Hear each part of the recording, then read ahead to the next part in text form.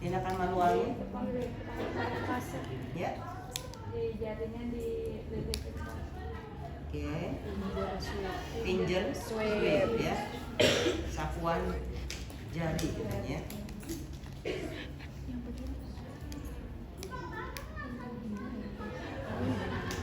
Oke, masuk ke dalam sweep. Sapuan jari. Cari bahan yang mudah menyerap cairan. Tadi bisa kasar. Kalau kasar biasanya permukaannya agak kasar pori-porinya ya. Saya ini tidak kasar ya. Kasar. Nanti kuasnya berat ya. Bisa tadi head peel ya. Chinlid ini kalau cuma chinlid aja seperti ini tarik ya. Tapi kalau misalnya head peel dan chinlid biasanya kita ya atasin gitu ya. Jaw thrust, gimana jaw thrust? Ada angulus ini ya, biasanya kita pertahan begini, membuka mulut harus begini dulu ya. Ini ya, ini ya, kemudian kita buka mulut ya. Ini meminimalkan mobilisasi leher ya. Kita takut atau khawatir ada trauma servikal ya. Oke, head peel, chin lift, atau kalau dua-duanya biasanya begini ya. Ini tangan kita begini ya. Kemudian jaw thrust tadi ya. Intinya kalau jaw thrust ini kita menahan rahang ini, kemudian kita buka ya. Oke. Kalau tadi obstruksinya karena cairan, tindakan yang manual bisa kita sapuan jari gitu ya. Jadi ini dilit, ini apa, kasa atau bahan yang mudah menyerap cairan ya. Nanti kita keluarkan ya. Kemudian kita lihat karakteristik dari cairan ini, atau kita miringkan pasien ya. Ini juga miringkan pasien berisiko kalau ada cedera di leher. Biasanya harus low growth. Low growth itu berarti berapa penolong tuh ya? 3 ya, atau minimal kalau nggak ada 2 ya. 2 itu harus dengan instruksi. Hitungan ketiga kita miringkan pasien misalnya ya. Tapi ini tetap harus imobilisasi ya. Gitu. Ini dalam kondisi kalau memungkinkan. Kalau curiga multi trauma dan ini sudah ada cedera servikal ya tidak boleh ya. Oke, cairan kemudian ternyata tidak ada respon ya, tidak ada respon, atau karena lidah misalnya tadi ya, dan tidak ada respon ya, nggak ada respon menelan, nggak sulit bicara pasiennya, kita pasang apa? Opa. Yang mana namanya opa ya? Opa Korea.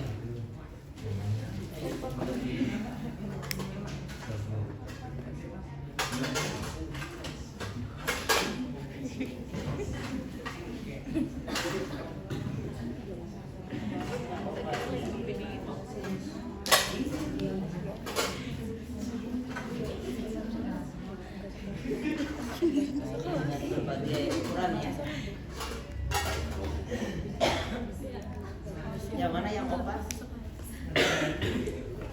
Yang mana nih? Orange. Ini juga bisa ya. Gimana cara ukurnya? Kita ambil satu ya. Tengin dulu nih. Gimana cara mengukurnya? Ini begini atau begini? Itu begini. Iya. Ukur dulu, bukan masukin. Pakai yang ini di bawah. Itu yang di atas ibu. Oke ya. Patokannya yang melengkung biar gampang ya. Yang melengkung ke arah wajah. Kalau ngukur ya. Oke, kita ukur dari mana? Cuping telinga ke ujung bibir ini. Seperti ini. Kebetulan cocok ya. Oke, ya. Ini ukurannya. Kita lihat ukuran yang berbeda ya. Misalnya ini ya. Dari cuping telinga nyampe. Mungkin anak-anak ya. Atau ini ya. Pokoknya yang melengkung ke arah wajah ya. Oke, cuping telinga ini juga sama bisa ya. Oke ya. Kita lihat ukurannya sama. Sama aja ya. Oke, kalau sudah diukur berarti ini ukurannya ya. Atau ini bisa nggak mulutnya nih?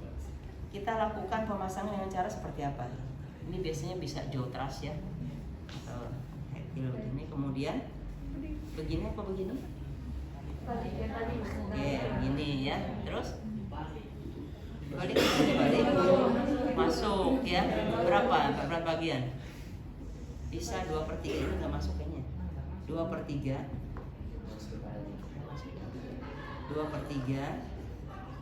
yang mau dia mentok ya. Dibalik ya. 100 bisa juga ya.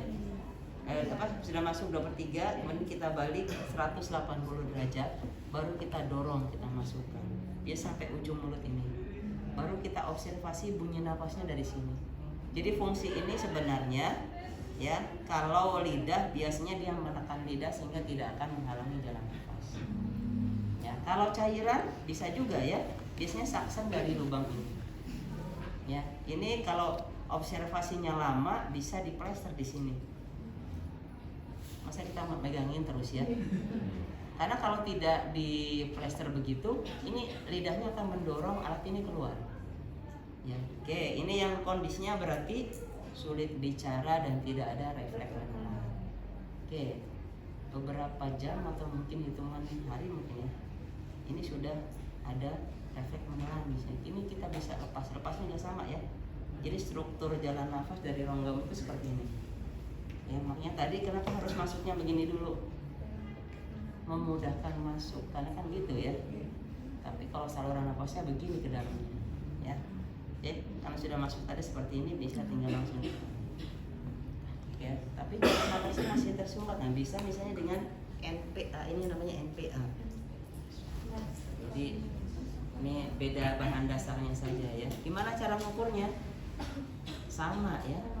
Ini ya. Ini dari cuping telinga kepanjangan ya ke hidung. Kita lihat ini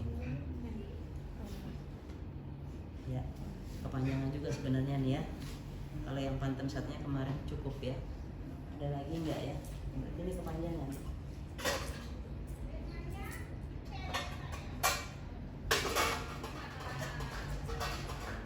Tidak ada lagi. Berarti kita anggap ini cukup ya, panjang sebenarnya. Kita ukur lagi ya, dari cuping telinga ke hidung. Harusnya segini ya. Oke. Ya, gimana caranya nih masukinnya? Sama enggak? Harus diputar dulu begitu? Enggak ya, olesi jeli, karena benda ini akan melewati mukosa hidung ya, dan ini akan resiko mengiritasi mukosa, sehingga harus olesi jeli dulu ya. Kalau ini langsung masukkan, tidak ada lubangnya ya, masukkan nanti ya. Biasanya nggak sampai semuanya masuk ya, ada sisa seperti ini, baru kita dengarkan ini, observasi di sini ya, suara nafasnya. Kalau tidak terdengar, ada resiko ini masuk ke esofagus tadi ya. Tapi biasanya yang LMA itu yang agak panjang ya. Oke, kalau ini biasanya memang sampai kemana? Laring ya. Ya mungkin sama ya, ada resiko juga ini juga masuk ke dalam esofagus. Oke, sudah OPA, NPA, orofaringeal airway, dan naso. Kalau oro berarti masuknya ke mulut tadi ini ya. Kalau ini naso berarti ke hidung. Ada pertanyaan? Halo? Maaf ya, sampai. Oke, kita langsung ke ini ya. Ini yang namanya laringoskop. Ya, ada blade-nya ini ya, pegangannya ya, kemudian pasangannya sesuai ukurannya. Ini kita ambil salah satu contoh ukurannya ya. Cara pasangnya seperti ini. Dia enggak, tapi suruh nyoba. Maksudnya Ya, satu-satu. pastikan Iya, biasa per waktu. Ini nyala lampunya, ini lampunya di sini. Enggak tahu. Coba. Ya, jadi ini biasanya untuk membantu intubasi yang selangnya atau alatnya harus masuk ke dalam laring. Ya, ini dibuka. Jadi ini nih lampunya inilah yang nanti akan membantu kita melihat ya alatnya sudah masuk atau belum. Tadi kan ada penjelasan harus ada sedasi atau tidak ya. Kalau pasiennya kooperatif dan bisa ini, biasanya dia tidak akan menahan ya, jadi tidak perlu sedasi. Tapi kalau misalnya berulang kali nggak bisa, biasanya perlu sedasi. Ini harus bisa membuka ini masuk ke dalam itu tuh. Ya. Ini harus yang sudah kompeten ya. Oke, ini laringoskop ya. Jadi sebenarnya ini hanya untuk memfasilitasi masuknya intubasi atau alat yang masuk ke dalam rongga. Kemudian ada apa lagi ya? Ini karena terpotong ya. RW ibu, breathingnya Bu R yang terpotong lagi ya. Apalagi kan sudah ya RW ya. Kalaupun ada terapi apa tadi? NPA. Ini juga RW ya. NPA. Aku pulang ke kosan. Aku langsung nobar lagi. Nah, ini migrain juga. Sabar aja. Ini biasanya juga tadi pakai laringoskop ini masuk ke dalam.